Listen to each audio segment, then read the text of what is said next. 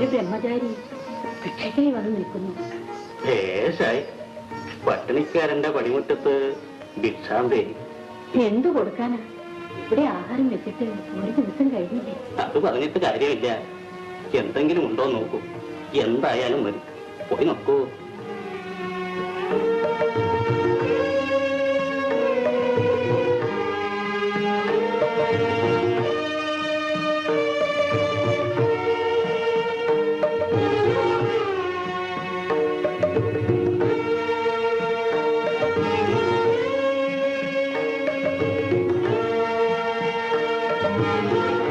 ഉപ്പിലിട്ട ഭരണിയിൽ ഒരേ ഒരു നെല്ലിക്ക മാത്രമുണ്ട്. എങ്കിൽ അത് കൊടുത്തേക്കൂ. പിന്നെ എന്ത് ചെയ്യാനാ കൃഷ്ണ? ഞങ്ങൾ ഇത്ര കഠിനമായി പരീക്ഷിക്കുന്നതിനാ.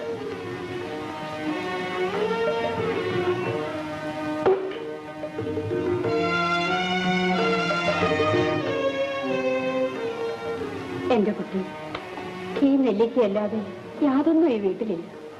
പരമദരിദ്രരായ ഞങ്ങളോട് പുറപ്പെട്ടു.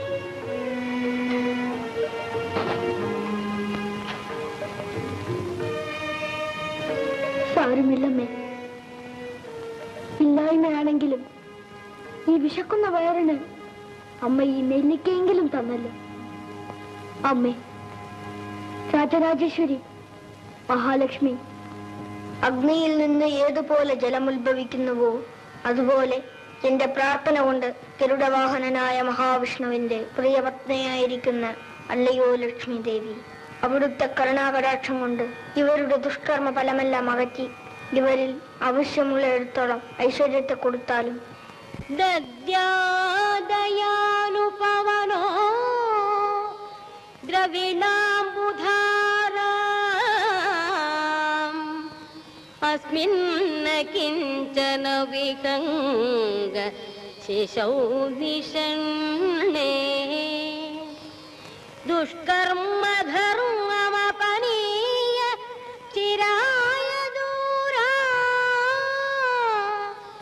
നാരായണ പ്രണയിനി നയനാംബുവാഗ.